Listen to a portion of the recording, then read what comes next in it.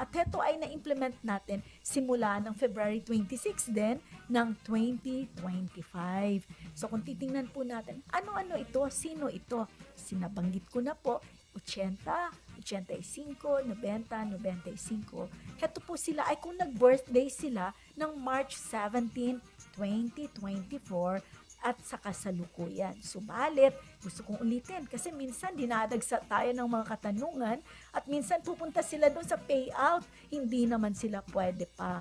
Ibig kong sabihin, ang pondo na inilagak ng Department of Budget and Management ay para lang po simula ng January 1, 2025 hanggang December 31, 2025. Kasi ang budget po natin, mga doctors, no, ay yearly kasi yan annual, no. So yung ating mga nag-birthday ng March 17, 2024 ay hindi mo na makakatanggap. So medyo nakakalungkot. Subalit, wag po kayo malungkot kasi kami po ay tuloy-tuloy ang ating pakikipag-ugnayan sa Department of Budget and Management na malagyan yan siya ng pondo.